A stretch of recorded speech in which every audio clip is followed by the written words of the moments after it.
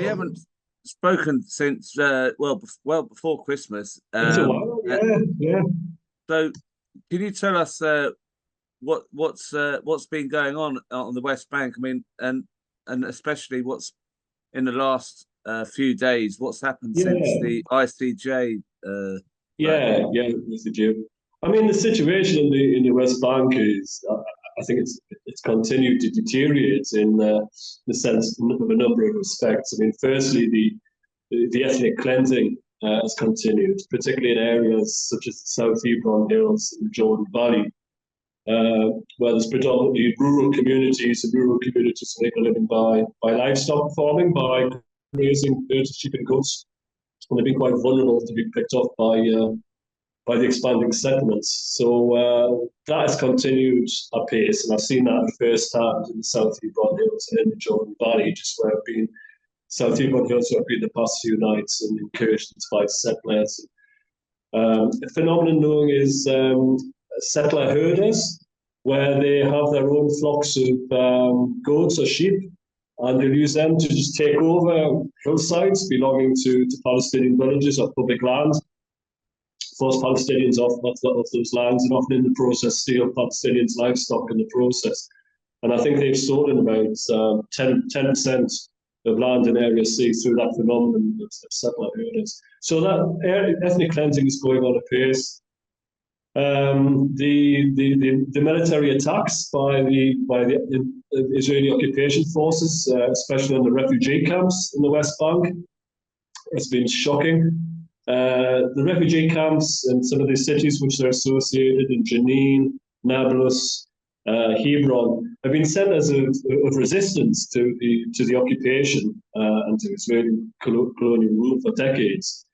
And they've been singled out for really vicious treatment by the Israelis with full-scale military attacks. I think I might have mentioned them in previous meetings that we've had, Crystal, but they've continued apace. And I don't think people realise the level of devastation that it caused in these very densely populated camps when the military go in with these huge armoured bulldozers which rip up the roads and rip up the underlying infrastructure, the sewage infrastructure, the water infrastructure, demolish houses. These areas, the army might be in for 2 days with 1,000+ troops and attack dogs. They've even used helicopter gunships and missiles from drones to attack people. So that aspect is continuing. The number of detentions, arbitrary arrests. I mean, I think since the 7th of October, we've now had about 5,000 people who have been arrested and detained on spurious charges. It can be someone's picked up at a checkpoint and the army checked their phone and there might be a post on there or a search history which has looked at something critical about the Israelis' genocide in Gaza, and that'll be enough to get people listed. Other times there's people who they deem to be community leaders, people of influence, but for even very minor things, people are being lifted. 3,000 of those 5,000 people are being held in what's called administrative detention, which allows for detention of an initial 6 months without judicial process. There's no formal charging, there's no court hearing, and people are detained on the basis of the security file, which the defence and the lawyer don't have any access to, and that can be indefinitely renewed. So the conditions in prisons are absolutely appalling since the 7th of October. Gross overcrowding, inadequate food, no exercise, inadequate medical care, heating and lighting turned off arbitrarily as a punishment, and torture has been routinely used as documented by Amnesty International. And then also the sheer hardship people are experiencing as a consequence of what's happened at the war in Gaza, the punitive measures Israel's introduced, cutting off the tax receipts to the Palestinian Authority means employees aren't getting paid. Number of unemployed has doubled to about 43% because the 300,000 people in the West Bank used to work in Israel are no longer allowed to work there. So the situation is I think it's deteriorating, and I think it amounts to we've had what we're seeing in Gaza is a full-blown genocide, and that's been legally said to be the case now with the ICJ ruling. But I think what we're having in the West Bank is a slow genocide. Right. And that's not, so it's interesting that, the West Bank's not mentioned in ICJ hearing, but that's going on at the same time. So Yes, and yeah, there's a case there to be answered too, isn't there? So there is, yeah, yeah, definitely, definitely. I mean, obviously, the ICJ case was focused on Gaza because of the horrendous nature of what's happening there. But there are war crimes also being committed within the West Bank on a daily basis as well. Hopefully, there'll be a day of reckoning for Israel for those. So, I mean, if Gaza wasn't happening and it was just what was happening in the West Bank, that would be enough in some ways to show Israel's committing genocide just I on the think West Bank. probably in the West Bank wouldn't be the legal criteria for genocide, but it certainly would for ethnic cleansing. I mean, it's not a degree, it's not semantics, but certainly what's happening in the West Bank constitutes a deliberate program of ethnic cleansing. And ethnic cleansing which has been carried out in an extremely brutal way through apparatus of mechanisms of apartheid, of imprisonment, forced displacement, and routine and murder. Since the 7th of October alone in the West Bank, there's been about 370 people have been murdered, killed by majority of those killed by the Israeli occupation forces. About 95 of those people are children. So yeah, there's all of those elements going on. All of those, many of those elements would constitute war crimes in themselves, and and Israel has to be held accountable for those at some stage. Yeah, I mean, I spoke to somebody in the West Bank yesterday, who's from the West Bank, and they won't speak at all on camera because they think that they will be arrested.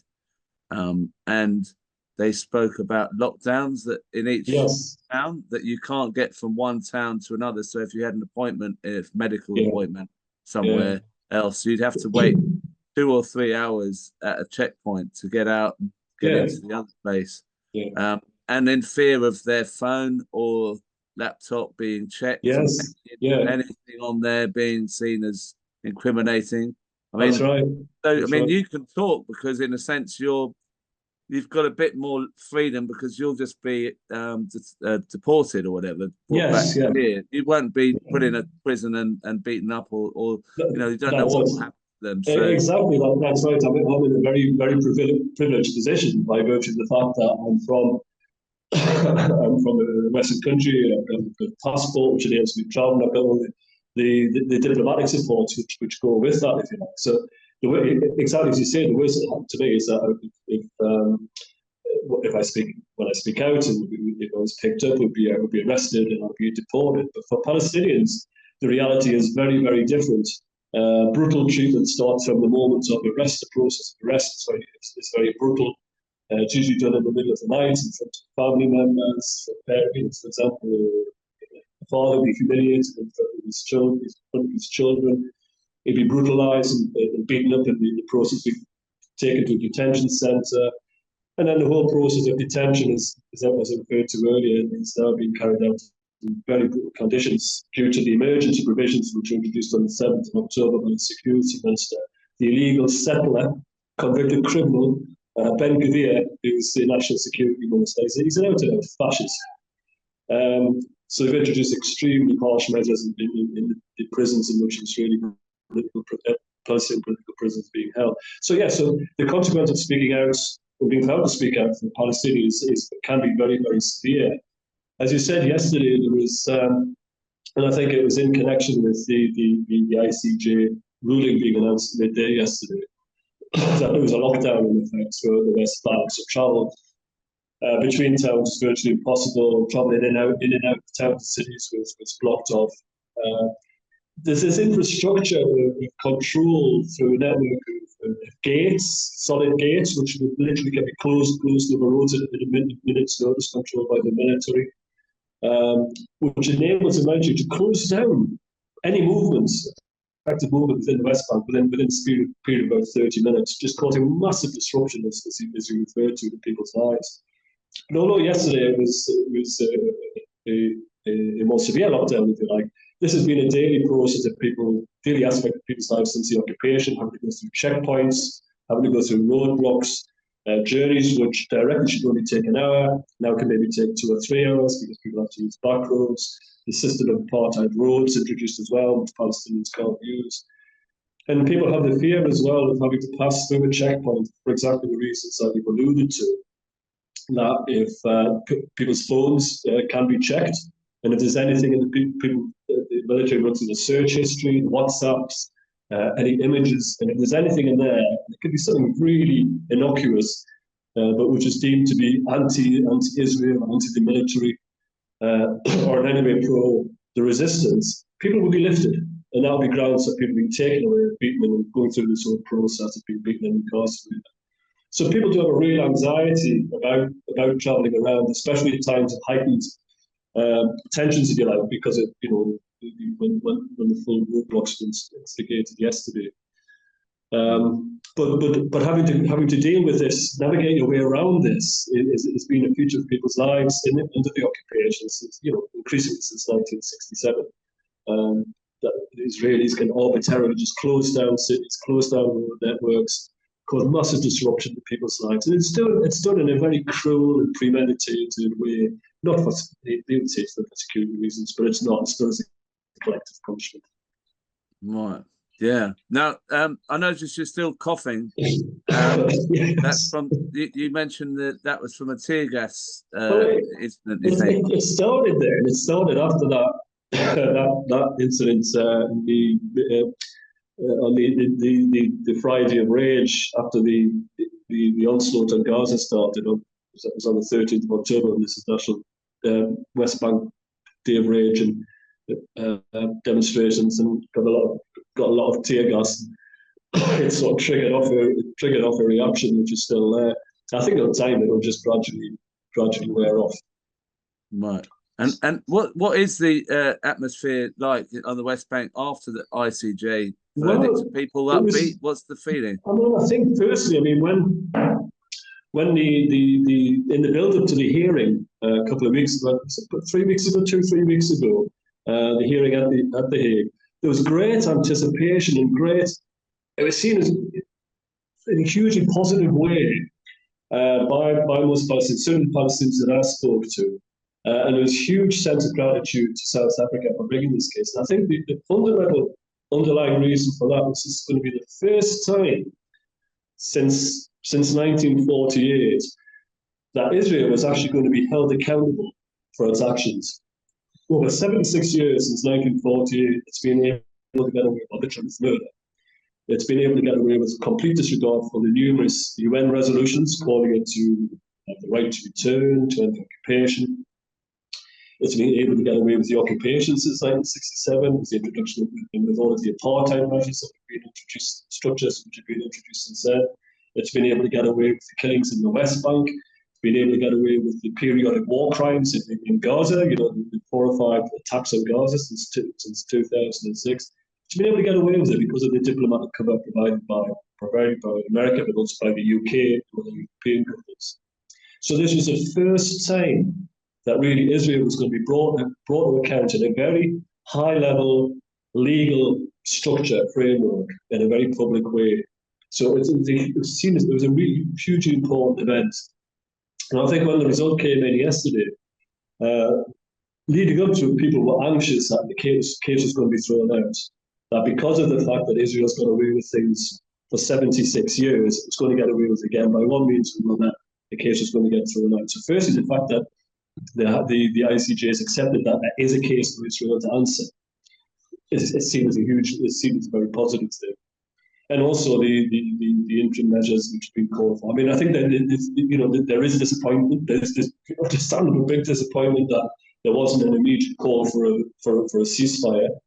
And I think we've seen since then, just today again, just in a couple of days since the ICJ ruling, Israel has continued its intense bombardments, including of refugee camps. I think today there's about 180 people killed in the Gaza Strip, including through artillery attacks from a refugee camp.